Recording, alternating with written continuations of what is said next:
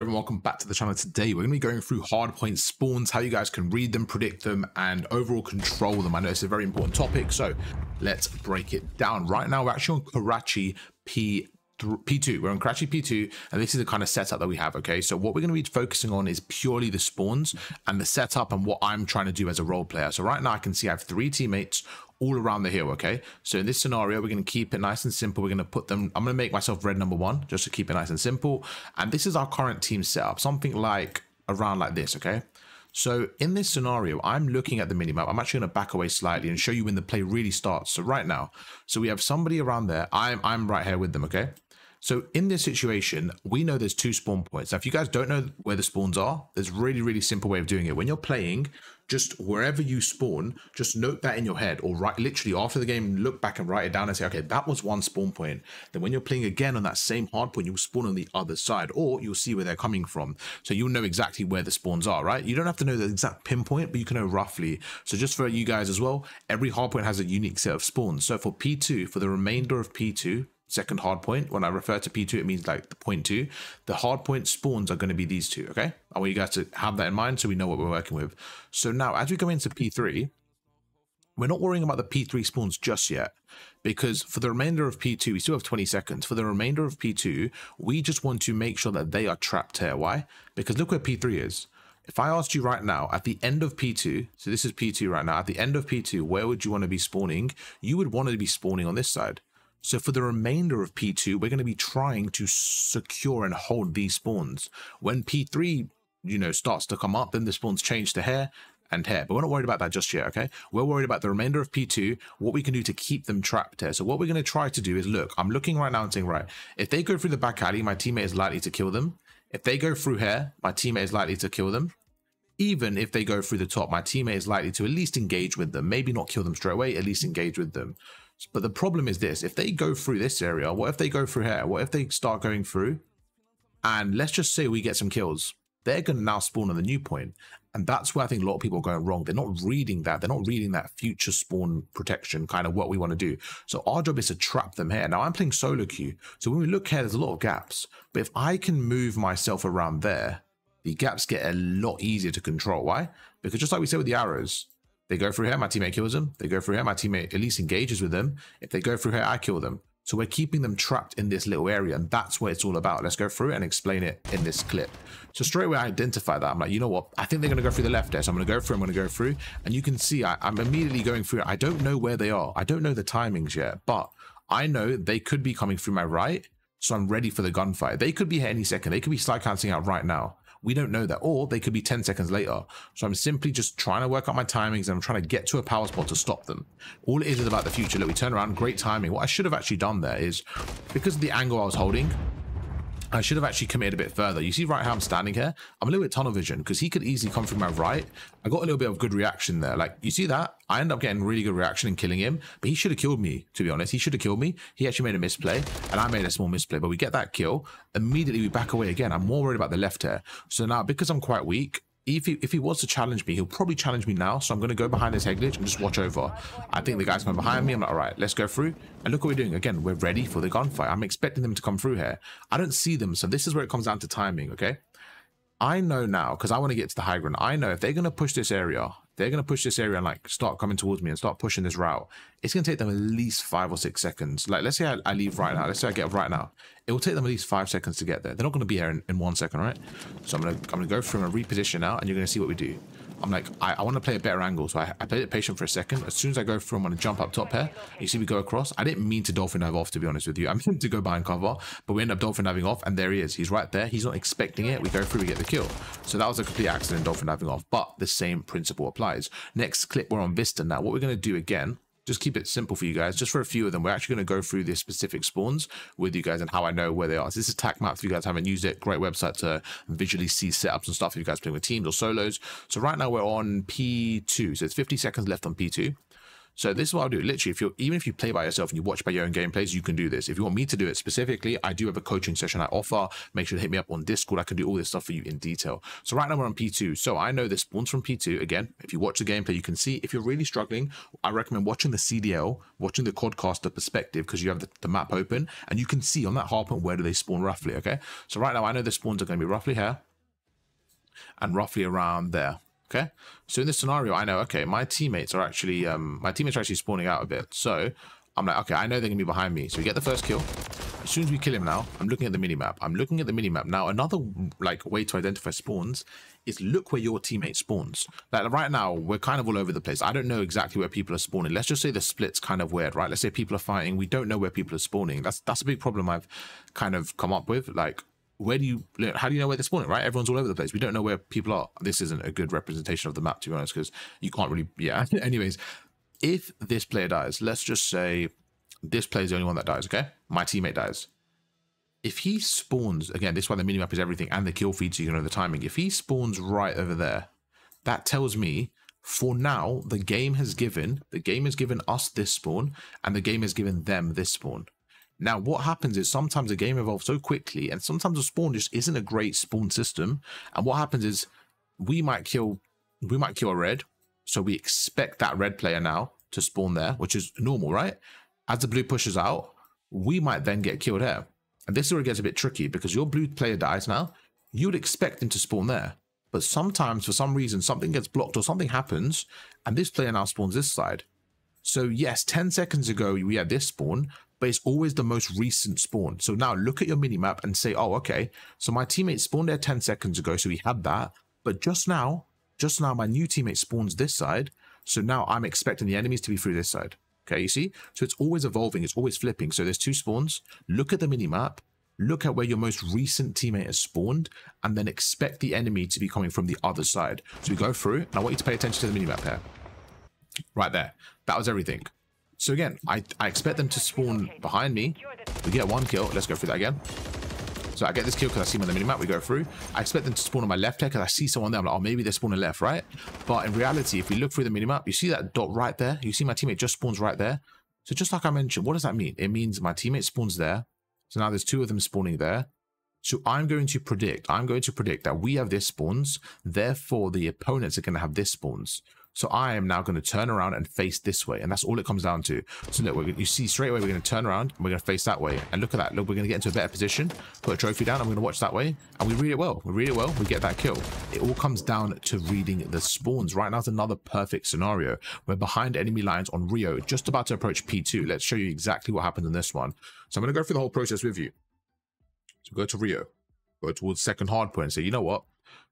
We're just going to filter just the P2 for now. Again, that's what we're worried about. It is nice to have all of them up there so you can see the overall rotation as well.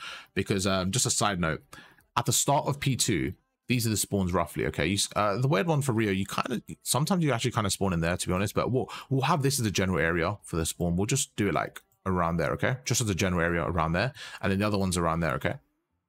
Now, this is really interesting. At the start of P2, we would clearly want these spawns. If I asked you where would you want to spawn, you would clearly want to spawn there.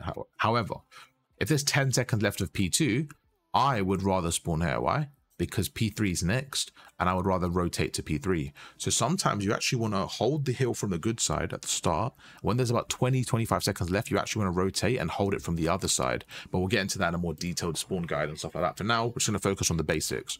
So basics are, I know they're spawning roughly around there, and we are spawning roughly around here in my head. That's what I'm thinking. However, when we play it out, my teammates aren't spawning here. My teammates are actually spawning their side. I've actually gone behind enemy line. So what I've done is, let's just, we'll keep it us as red. My teammates all pushing this side.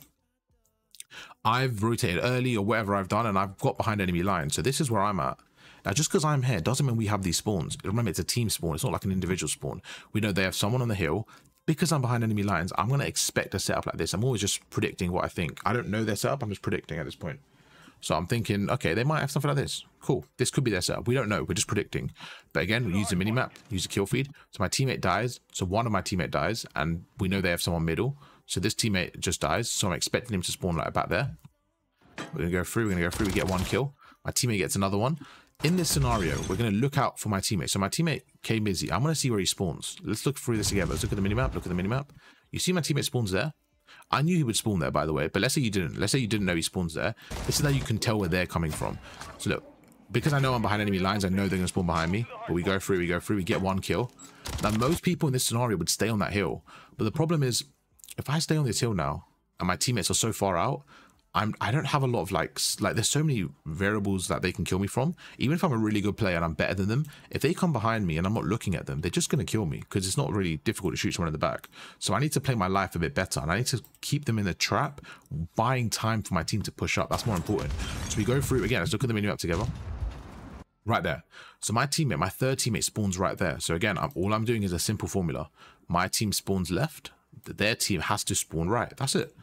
Again, if my new teammate now, if my teammate dies and spawns here, then I know it flips again. But for now, the latest spawn was the left. So all I'm going to do is I'm going to stand here. I expect them to be here. Even though I'm standing here, I expect them to spawn quite close based on what we saw. Okay, so we're going to go through and I'm going to hold this angle. I'm going to hold this angle. You see, we're literally pre-aiming it. We're going through. My teammate has that area. I'm like, okay, I haven't seen anyone. Maybe they're coming through the left. Nope, they're not. Let's go back to the right. We're going to hold this angle. We're going to hold the pre-aim. We go through it. We end up getting that kill. Why? Because they spawn there. Now I'm quite confident the spawn's flipped. Now I'm quite confident the spawn flipped. But again, same process. This scenario now, we're going to go through into the P4. It's actually P4 on Rio.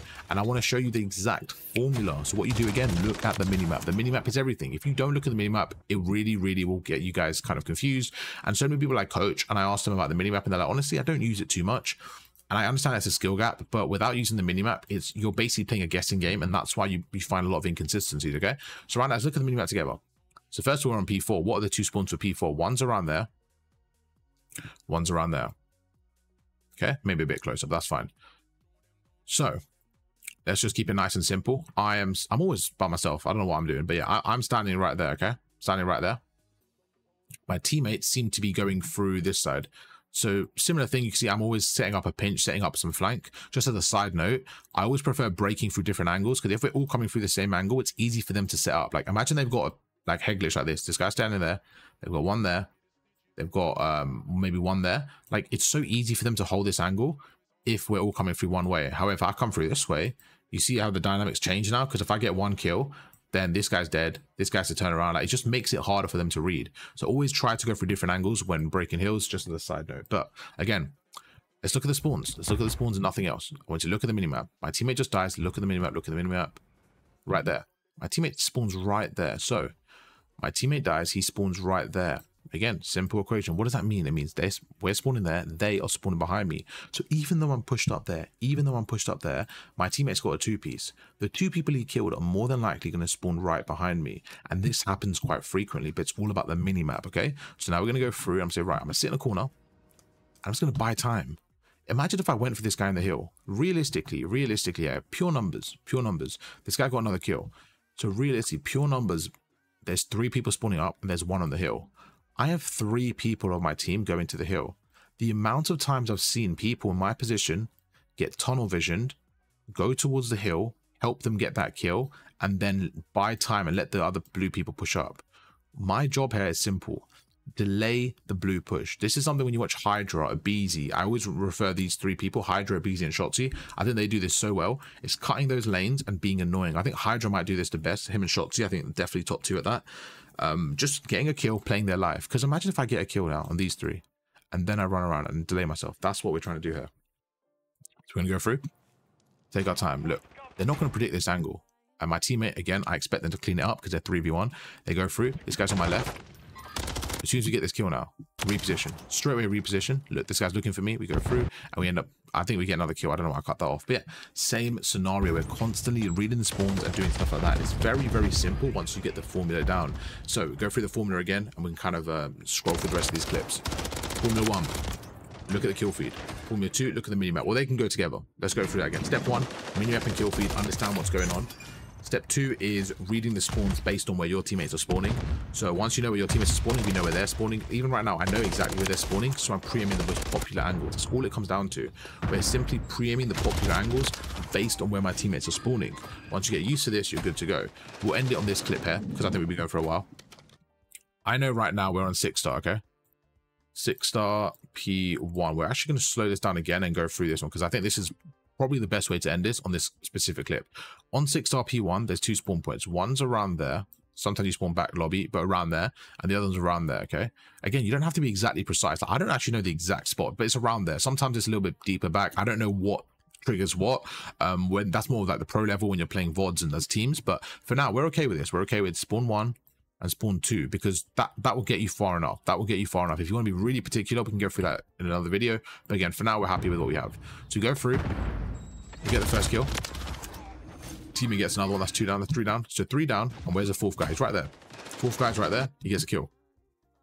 Look at the kill feed. Let's look at the kill feed together. That's 1 enemy, 2 enemy, 3 enemies, 4 enemies. All 4 of them dead. They are more than likely going to spawn. Oh, can't get my attack max open. There you go. They are more than likely going to spawn this side because that was their original spawn. None of them pushed up too far to flip the spawns. Okay, so they're going to spawn around there, I'm assuming. So in this scenario, all I'm going to do is I'm trying to think, right, what are their danger zones? They're more than likely going to send someone through middle and then the rest of them probably through this left side. If somebody decides to go all the way on the outer skirts, that's going to take them so long. I'm not going to worry about that just yet. I'm not going to worry about this just yet because that's going to take the longest route. Most of the time, they're going to go through route 1 or route 2, okay? So this is, in my head, the image. So now the next thing I'm going to do is I'm going to look at my teammates and see what do they have. Let's just play that scenario. If my teammate is sitting right there on his head glitch, I now know route 2 is safe. If I have somebody on the hill and I have somebody water steps, what do I do then? All I need to do is I need to be the role filler. I need to be sitting somewhere like here, right? Why? Because whoever needs help then, let's say number 4 dies, I can then shift across. Let's say number 1 dies, I can shift across. Let's say number 2 dies, I can shift across. So I'm always going to be the role filler, especially in solo queue, and I'm just going to be picking up the gaps when my teammates need help. So look what we do. So I expect them to come through. Now, if I hold this angle here, the only disadvantage I have is they are going to be setting up. These guys, if they are pushing through this alley, like I said, they're going to be sprinting. As soon as they get to this area here, they're not going to sprint. They're going to be ready for a gunfight. They're going to be chucking stuns. They're going to expect me to be here. So I would rather kill them. I would rather sit over there, like stair glitching or something. So when they come around this corner, I catch them in the sprint. I get 1 kill and I delay their push. I always want to push out to delay their push. So we go through and you see we're cutting the lanes. This is what I speak about. So we go across. And just like I mentioned, this guy's not ready for a gunfight. We get the kill. As soon as we kill him, we back away. Why? Because I want you to look at the mini-maps. I have no teammates. Watching the right-hand side. So this is exactly what happened. We get 1 kill only. That tells me the rest of them have either pushed through the left or through the right. That's the only thing it tells me. So I'm expecting something like this. Now, I shouldn't have to back away. I shouldn't have to because my teammates kind of behind me. They should let me stay where I am. But I'm not going to be stubborn in game. I'm not even talking to them. I'm playing solo queue. I have no comms. I have no headset. So how can I communicate with them? I can't. So I'm just going to, you know, do what's best for the team. And this is what I think a lot of people don't do. They don't do what's best for the team. They kind of stay in the power positions. But right now I know for the team, I need to back away and cut the other lanes. So we're going to cut the lanes as quick as possible. I expect them to be here. It all comes down to timing. We slide across and there you go. We get the second. So I right there was able to go between both lanes and get both kills because my teammates weren't fast enough. So I had to be fast enough. So I get the first kill. Then as soon as I get that, back away, I slide cancel across and I get the second kill. So I was going between both routes because I identified the spawns and the pushes they were going to have, okay? Now, if you guys play as a squad, this is where it gets easy. And this is why I say as a team, it's always easier than solo queue. Because right now, if I'm holding this angle, I tell my teammate, I'm holding this, one of you pick up that U, and we literally have a perfect setup. Instead, I have to go back and forward, work on timing, and sometimes this doesn't work out. Sometimes I die here because I have to rush it, they're ready for a gunfight, I get stunned, stuff like that. So it all comes down to timing, okay? Make sure you're utilizing your timing, your minimap, your kill feed, all of the above, and you'll be good to go. YouTube, hope you guys enjoy the video. That's going to be an ultimate spawn guide for Modern Warfare 3. The concept we went through now, they will apply to Black Ops 6 as well. So make sure to learn it now while we've got about, how much? We've got about a month left? Yeah, you've got about a month left to Black Ops 6. So if you can learn it now, master it now. When Black Ops 6 comes out at the start of the game, you guys will be ready. You'll understand spawns, all that good stuff. YouTube, catch you guys for another one tomorrow. Peace.